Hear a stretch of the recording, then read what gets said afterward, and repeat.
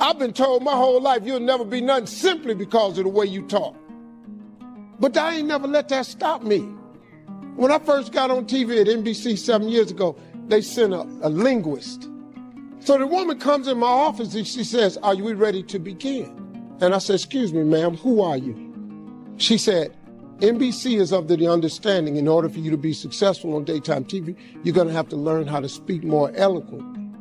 Oh, I said, "I ain't finna do all that there." She said, "Say what you just said to me again slowly." I said, "I ain't finna do all that there." She said, "That's exactly why I'm here." I said, "Yeah, but I talk just like this here. What's the problem?" She said, "If you don't learn how to speak more properly, you'll never be successful." I said, "Who told you that? You walked into my office. I'm already on TV. Now I made it to this point without you. I don't know how you figure I ain't gonna get the rest of the way without you." She says, "Listen to me. If you don't learn how to speak better, you'll be off TV." I said, "Which one of these sound best to you? I am broke or I'm is rich?" Because I'm is rich. Are you under the shade of what someone spoke over you, told you what you couldn't do? Now that shade is limiting your life? Do you have friends that are blocking your growth? What could you become if you got out from under that shade? Remove what's blocking your growth and you'll begin to blossom. I think the biggest vulnerability you've got is you actually value somebody's opinion more than you value your own. Those people that you're so terrified of their opinion of you, those people are not the ones who will live with the regret. Those other people are not going to be there when it sucks and it's hard for you. The biggest struggle for me was my family, man. The people closest to me was the biggest struggle. Every time I went out to do another deal, everybody told me, "You don't need to do that, man." So the point, you got fuel in your tank, and then you got somebody in the back seat saying, "Hey, be careful." They're putting mental pressure on the brakes when you're trying to accelerate. If they're rooting against you and they really just want to see you lose, they're pretending to be concerned, then this is something that you just completely eliminate from your life. There's always some reason to be down on ourselves. You have to put your foot down and say, "No thanks, I'm not living under that shade." Get your passion back. Start believing again. Start dreaming again. One thing that can easily stunt our growth is the people that we're spending time with. Are they making your life better, or are they causing you to compromise? Take the easy way out. If you want to know what you're going to be like in 5 years, look at your friends. I know you love your friends, but your destiny is too great. You need people that bring out the best in you, that challenge you to live a life of excellence and integrity. And too often, we don't realize who we are. We're letting negative voices convince us that we're limited. See, I'm done letting fear and can't do it thoughts dictate my life. Where you are is not your destiny. You can come out of the fear and step in to who you were created to be, a history maker. Anytime we try to move forward, there are people telling us what we can't do. No, quit letting people talk you out of your dreams. It may not have happened for them, but you're a mighty hero. It's going to happen for you. God's favor is on your life in a new way. He's called you to set the new standard, to take your family to a new level. I don't know what that dream is that you have. I don't care how disappointing it might have been as you've been working toward that dream. But here's what I know, that dream that you're holding in your mind, that it's possible. See, sometimes we can't say, "I can do that." But what we can say, that it's possible. And here's what I will share with you, that in the process of working on your dreams, you are going to incur a lot of disappointment, a lot of pain, a lot of defeats. But in the process of doing that, you will discover some things about yourself that you don't know right now. what you'll realize is that you're more powerful than you can ever begin to imagine. That you don't have to go through life being a victim. I was born in Miami, Florida, in an area called Liberty City with my twin brother. When I was in 5th grade, I was identified as EMR, labeled educable, mentally retarded, and stayed in that category until I got out of high school. But I met a high school teacher who one day changed my life. I was waiting on another student. When he came in, he said to me, "Young man, go to the board and write what I'm about to tell you." I said, "I can't do that, sir." He said, "Why not?" "Because I'm educable, mentally retarded." He said, "Don't ever say that again. Someone's opinion of you does not have to become your reality." And ladies and gentlemen, I started working on my dream. And most people don't work on their dreams. Why? One is because of fear. What if things don't work out? The other thing is that most people, ladies and gentlemen, they get comfortable. They stop pushing themselves, and they end up becoming very cynical about life, and they throw in the towel on themselves and on their dreams. What I'm doing now, I could have been doing years ago. But because I didn't believe in myself, because I allowed other people's opinion of me to control my destiny, I didn't act on my ideas. And not only is it important for you to know it's possible for you to choose your future, but it's necessary that you get the energy drainers out of your life, people who don't want anything, people who are not challenging themselves, people who have stopped dreaming. It's necessary that you align yourself with people who are hungry, people who are refusing to leave life just as it is and who want more. It's necessary that you get the losers out of your life. It's necessary to know that everybody won't see it, that everybody won't have the vision, that a lot of people like to complain, but they don't want to do anything about their situation. You have to know within yourself that I can do this. Even if no one else sees it for me, I must see it for myself. By being one of those individuals that keep your commitments, that keep your word, that's relentless. That is you. That no one can do it for you but you. You must understand that. Yes, it's possible that you can choose your future and direct the course of your life. It's necessary that you have goals, that you write those goals down, that you plan. It's also necessary that you look for ways to always find a way to pull it out when everybody else thinks that you are defeated. But the next thing, ladies and gentlemen, I want to share with you that it's hard. It's not easy. It's hard changing your life. And here's what I want to say to you. For those of you that have experienced some hardships, don't give up on your dream. No one could have convinced me by holding on, by continuing to run toward my dream, that one day I would have my own talk show. No college training, labeled educable, mentally retarded, but I kept running toward my dream. Don't stop. Don't stop. Don't stop running toward your dream. As you hold on to that dream, there are moments when you're going to doubt yourself. There are rough times that are going to come, but they have not come to stay. They have come to pass.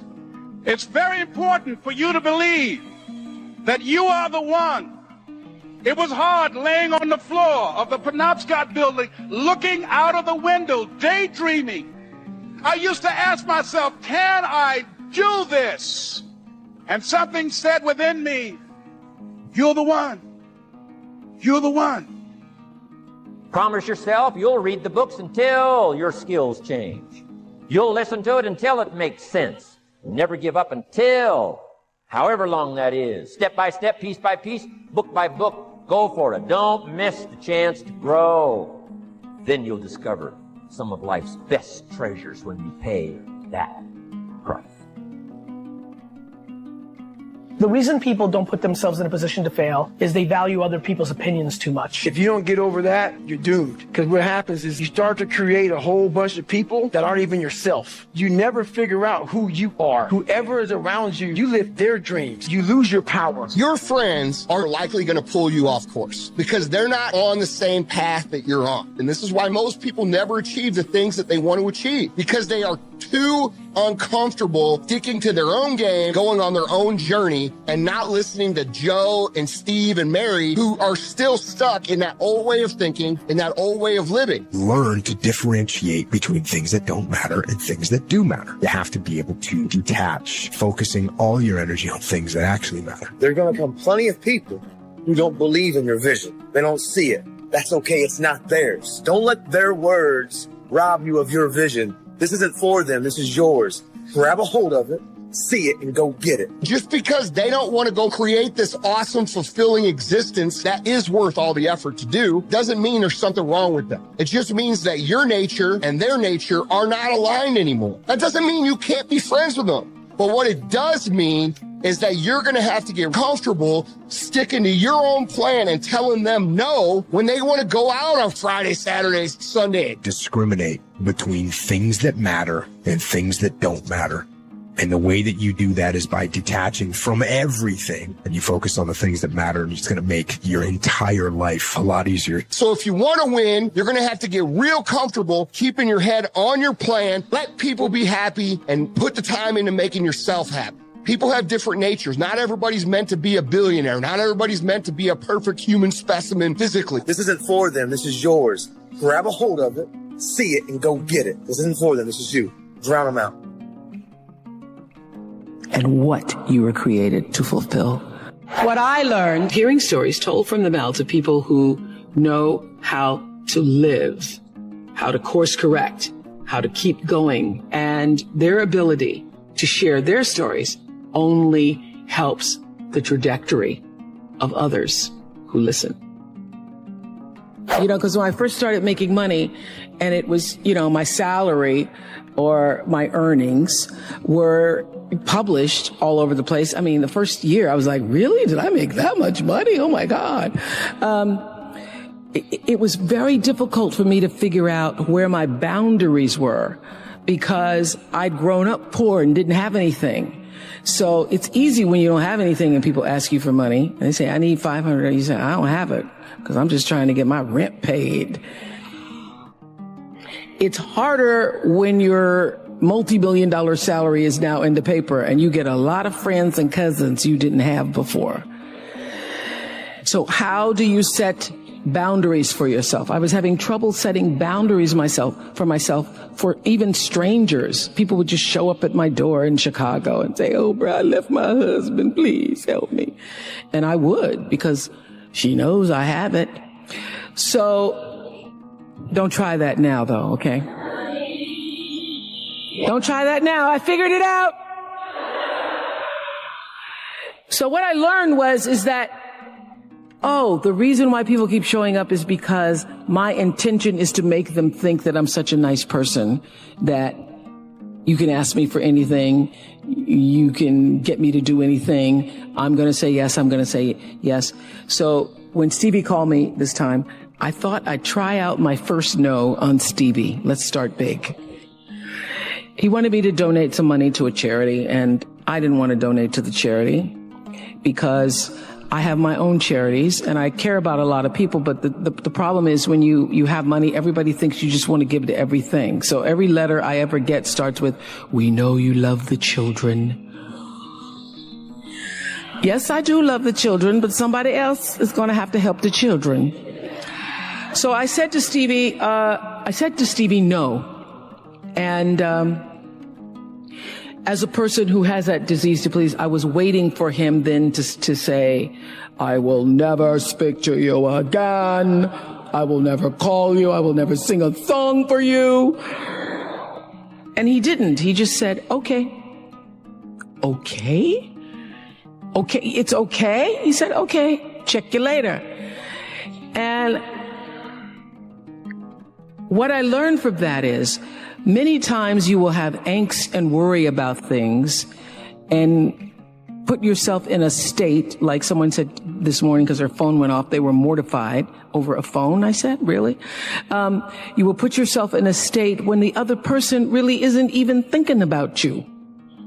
So learning that I could specifically determine for myself what the boundaries were for me, what I wanted to do, give my money, give my time, give of my service to who I wanted to give it to when I did, that I get to make that decision. And just because you get 100 requests a week doesn't mean you have to try to fulfill all of that. Just because you have all of these demands on your time and on you doesn't mean that you have to say yes. You get to decide because you're the master of your fate.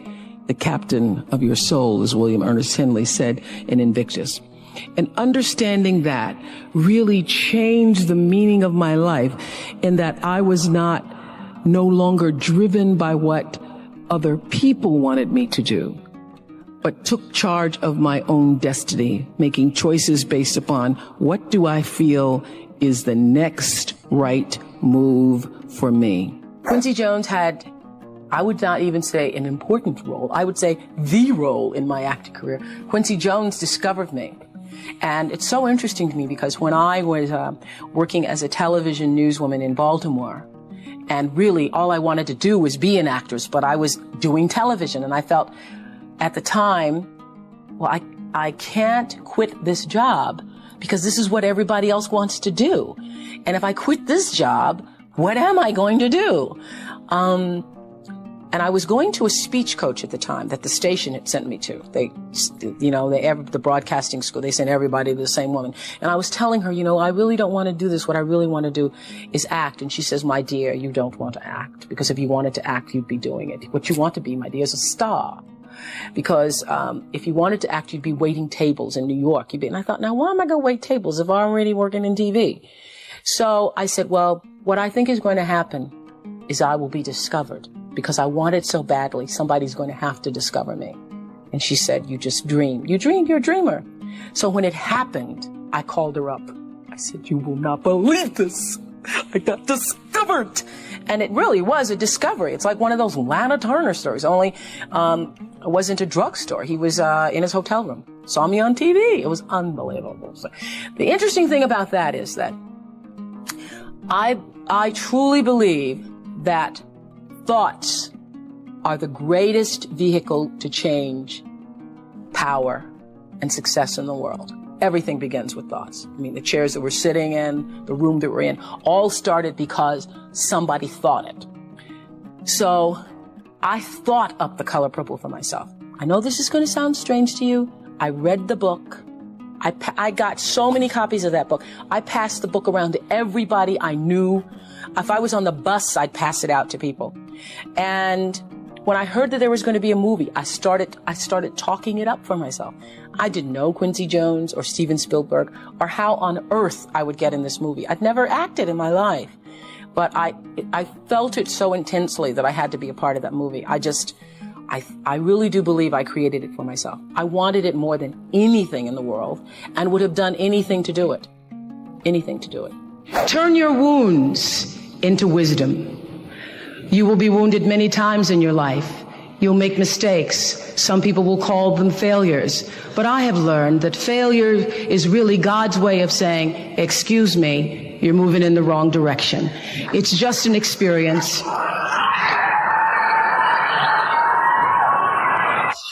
Just an experience. Just an experience. I remember being taken off the air in Baltimore, being told that I was no longer being fit for television and that I could not anchor the news because I used to go out on the stories. And my own truth was, even though I'm not a weeper, I would cry for the people in the stories, and which really wasn't very effective as a news reporter, to be covering a fire and crying because the people lost their house.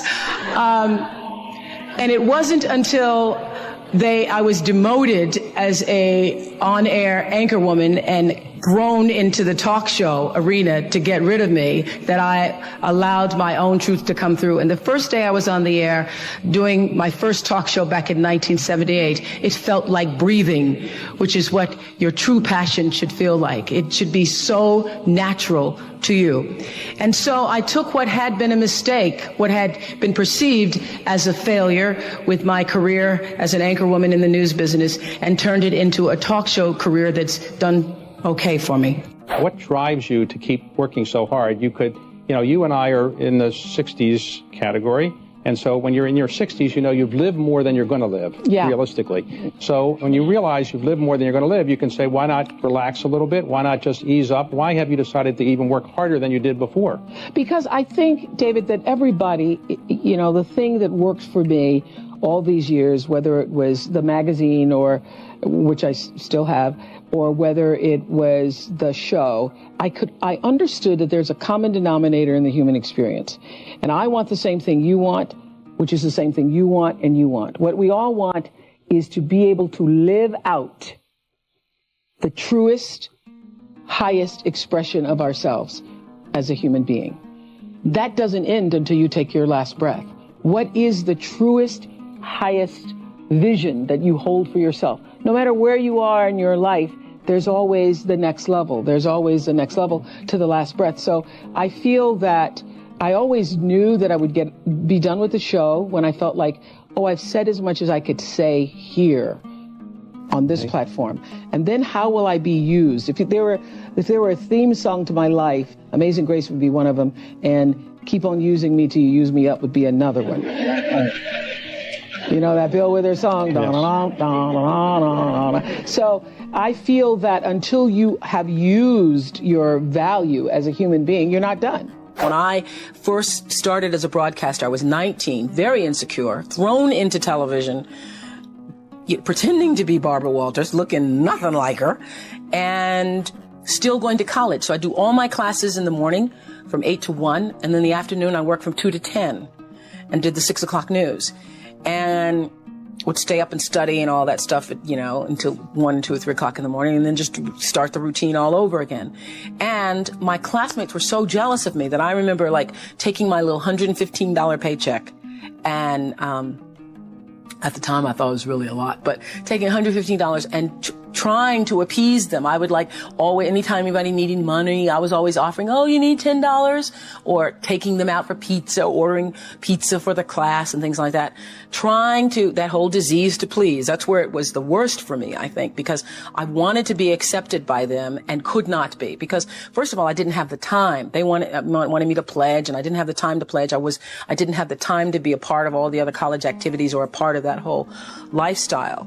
And it was very difficult for me socially, really one of the worst times of my life, because I was trying to fit in school and be a part of that culture, but also trying to build a career in television. It's very difficult for me to even see myself as successful, because I still see myself as in the process of becoming successful. To me, successful is getting to the point where you are absolutely comfortable with yourself. And it does not matter how many things you have acquired. The ability to learn to say no and not to feel guilty about it, to me, is about the greatest success I have achieved. The fact that I have, in the public side, done whatever is fine. It's all a part of a process for growing for me. But to me, to have the kind of internal strength and internal courage it takes to say, no, I will not let you treat me this way, is what success is all about. It's the same thing that prevents you from being abused as a child, that prevents you from being abused as an adult, that allows you to build success for yourself. I will not be treated this way. I demand only the best for myself.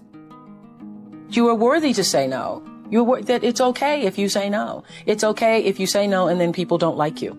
That's really okay. The important thing is how you feel about what you're doing, how you feel about yourself. It's a long struggle, though.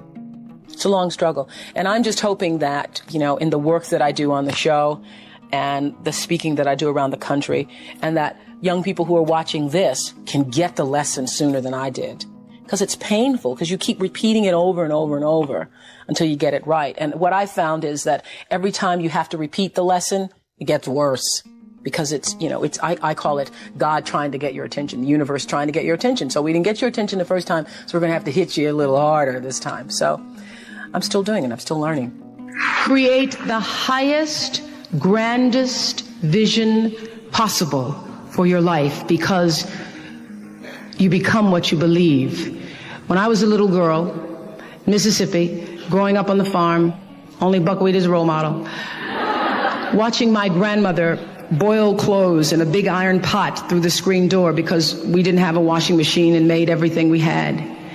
I watched her and realized somehow inside myself and the spirit of myself that although this was segregated Mississippi and I was colored and female, that my life could be bigger, greater than what I saw. I remember being 4 or 5 years old. I certainly couldn't articulate it, but it was a feeling, and a feeling that I allowed myself to follow. I allowed myself to follow because if you were to ask me what is the secret to my success, it is because I understand that there is a power greater than myself that rules my life. And in life, if you can be still long enough in all of your endeavors, in the good times, the hard times, to connect yourself to the source. I call it God. You can call it whatever you want to, the force, nature, Allah, the power.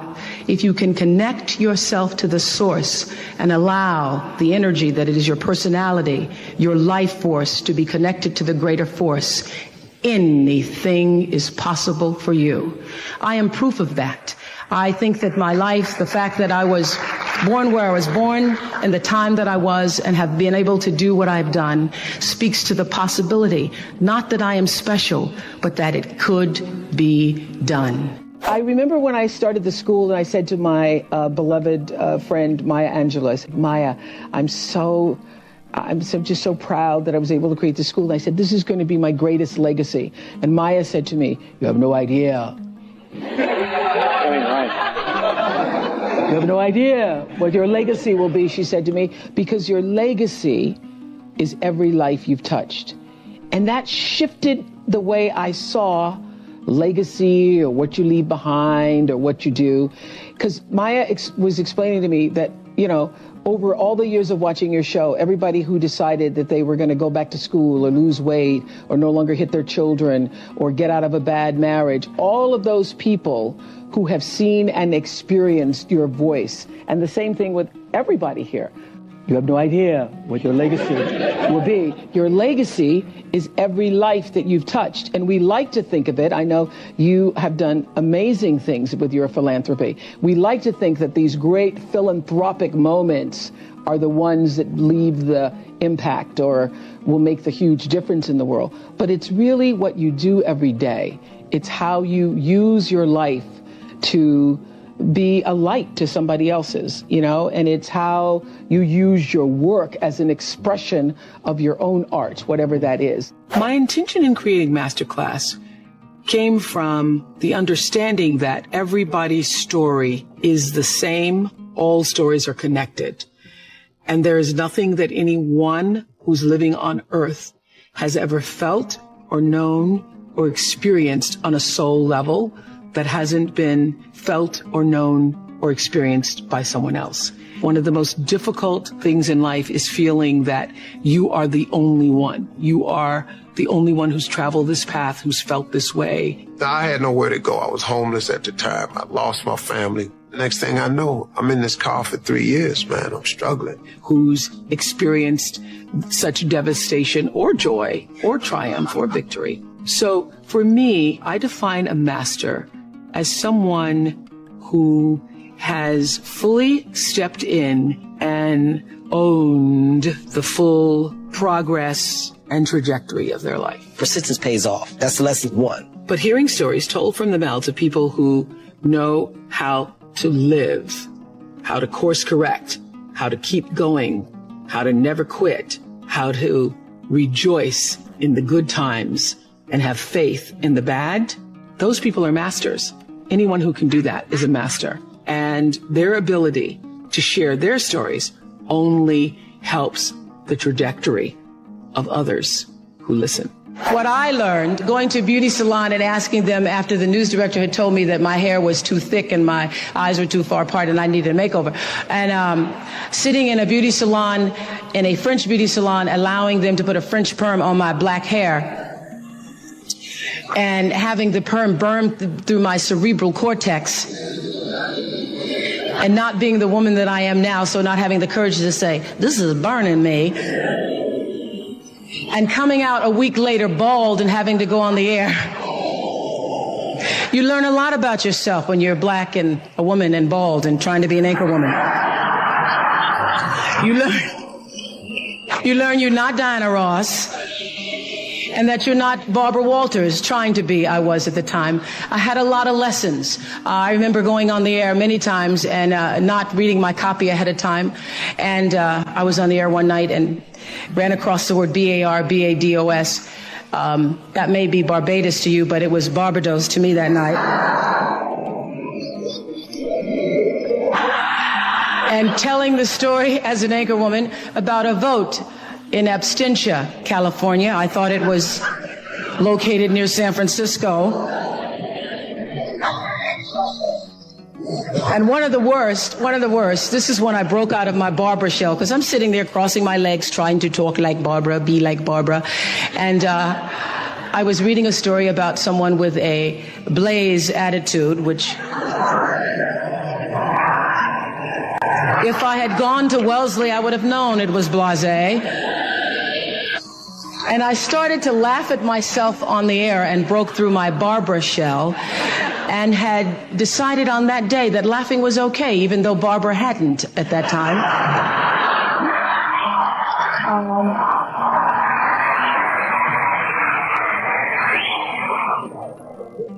And it was through my series of mistakes that I learned that I could be a better Oprah than I could be a better Barbara. And I allowed Barbara to be the mentor for me, as she always has been. And I decided then to try to pursue the idea of being myself. And I am just thrilled that I get paid so much every day for just being myself. But it was a lesson long in coming, recognizing that I had the instinct, that the inner voice that told me that you need to try to find a way to answer to your own truth was the voice I needed to be still and listen to. Get this. This is just, remember this, because this will happen many times in your life. When people show you who they are, believe them the first time, not the 29th time.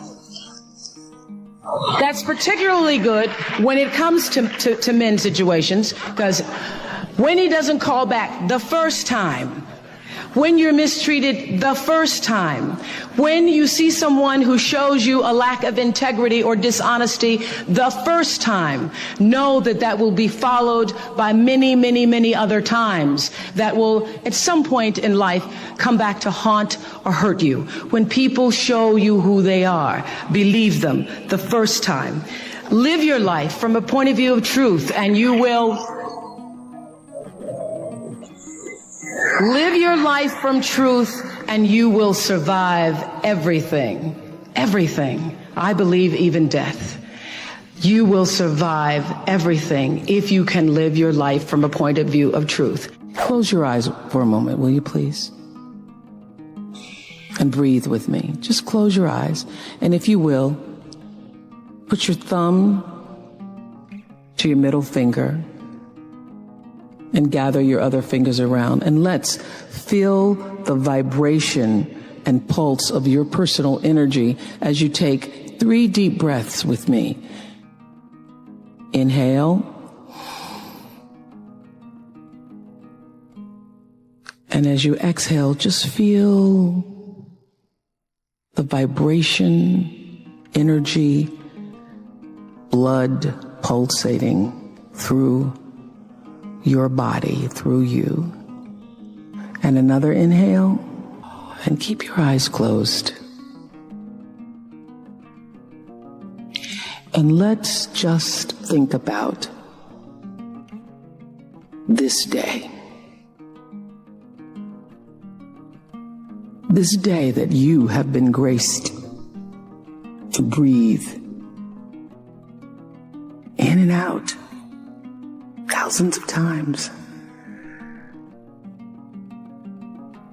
This day where many of those breaths were taken for granted. You just expected the next one to come. But the truth is, there's no guarantee that the next one comes. This day, how you started your day, what your thoughts were this morning, how you've carried yourself through this day, how you've been allowed to have encounters and experiences, some challenging, some more life-enhancing, that pushed you forward another day of being here on the planet Earth as a human being. Let's just think about that. After all you've been through, in this day alone, and the many days and years past, how you got here to this prestigious, esteemed university, the choices you made that have brought you to this day.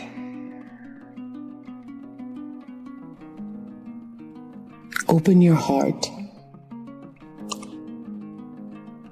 and quietly to yourself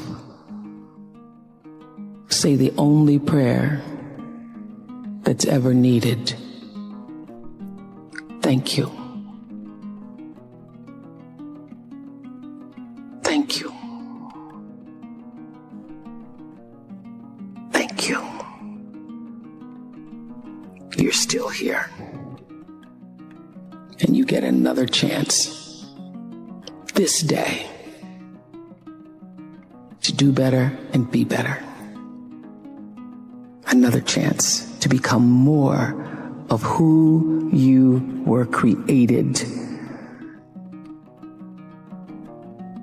and what you were created to fulfill. Thank you.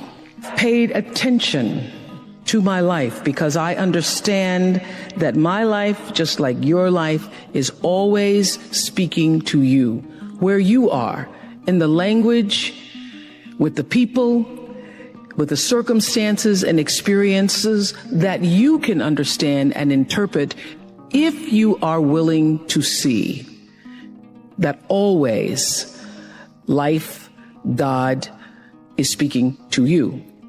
Now, it took me a while to actually really get this and to understand it, but once I did, I started paying attention to everything. And one of the reasons why I can now accept the fact that I can offer my gatherings of information and wisdom and call myself a spiritual teacher is that every single person who ever came on my show, and I hear there's like 37,000 guests I've talked to, a lot of them came from dysfunction and a lot of them wouldn't appear to be teachers, but every one of them had something to say that was meaningful and valuable and that I could use to grow myself into the best of myself, which is what all of our jobs are. Your number one job is to become more of yourself and to grow yourself into the best of yourself. How do you stay fresh, and how have you, what can you attribute staying in the biz for so long? I think every year you're trying to reinvent yourself and you stay in touch with what other people are doing, thinking, feeling. I have always felt that my instinct and ability to connect with the audience was what carried us. Every day after the show, now I do something called After the Show, which airs on Oxygen. I have spent for the past 16 years a half an hour, just talking to people. So my audience comes from a cross-section around the country. So I stay connected to what real people are thinking and doing and want and so forth. As I've grown older, I've learned to appreciate living in the moment. And I ask that you do too. I'm asking this graduating class, those of you here, I've asked all of my viewers in America and across the world to do this one thing. Keep a grateful journal. Every night, list 5 things that happened this day, in days to come, that you are grateful for. What it will begin to do is to change your perspective of your day and your life. I believe that if you can learn to focus on what you have, you will always see that the universe is abundant and you will have more. If you concentrate and focus in your life on what you don't have, you will never have enough. Be grateful. Keep a journal. You all are all over my journal tonight.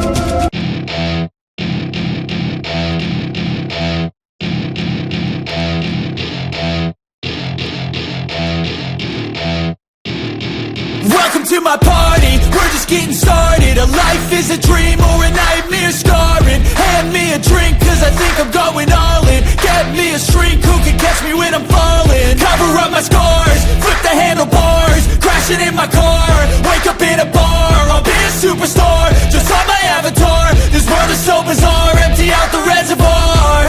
Yeah, I'm taking 6 shots, yeah, straight to the face. And I wanna get lost, I'm sick of this place. Don't know how to stop when I'm feeling this way. So I'm taking 6 shots till I'm feeling okay.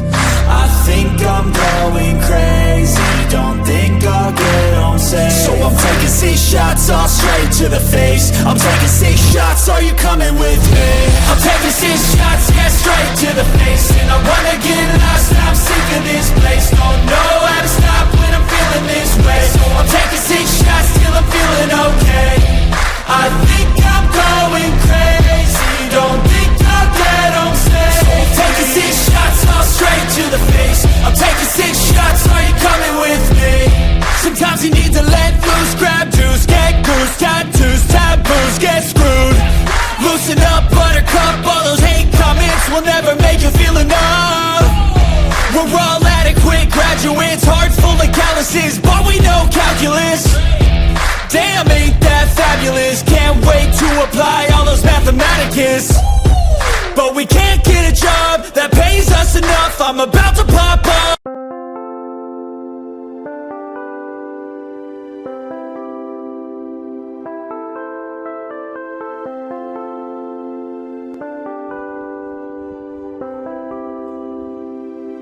Chẳng được quên khi cơn mưa đêm lại về. Em nơi quên lời thề và ta như đông chìm sâu. Không còn mơ em anh nhận màu. Em chỉ cần mơ đâu em bay. Chỉ còn là những cơn mưa vô giá. Cho bên mơ em không mơ anh. Anh một đêm mơ chỉ cần bên em không được còn nhớ. Và chỉ có em không còn nhớ. Và người ta bên nhau như ngã tớ. Muốn em phải say em chỉ có mấy em ở đây. Và anh như muốn chết đi nhưng không muốn em ở bên mày. Tình yêu làm cho ta đau đầu. Không em như mà mơ mộng. Anh như đeo mong cầu. Và mưa bên em hôn sầu. Chắc có mà mai mà mơ. Chỉ có bên em nhưng là có mơ. Mà đang dài em muốn bên ai. Anh không mong gì hơn. Chỉ mong em sẽ ở đây ôm anh thật gần. Anh chỉ mong đôi ta được có nhau. Mà đừng em đâu anh mơ em. Một đêm bên anh có sâu. Ôm anh cứ nữa mà ngâu và em chỉ nằm đâu. Anh không muốn em ở đâu đâu. Một cơn lát thứ anh không mơ cầu. Mà gặp đôi anh mà bên giờ anh chỉ là my friend giờ. Em quên đi bao lời hứa. Quên đi cả những ngày xưa giờ. Anh như là muốn đưa giờ. Em cứ một chưa giờ. Mà đừng bao đêm ở đêm. Anh như một người mà game. Không như là ba trên thêm. Cho em nhiều hơn như là game. Chỉ cần là mưa thôi. Em chỉ cần là mưa thôi. Còn ai sẽ là nắng rồi. Em chỉ cần là mưa thôi. Cho anh ngồi êm trôi. Cho anh được ôm em kia trời nắng. Và ôm em kia trời mưa. Và có anh có mặt trời em như là cuộc đời có được nhau là gặp thời không cần mưa để mần lời anh muốn em mau về đây để cơn mưa ngừng trôi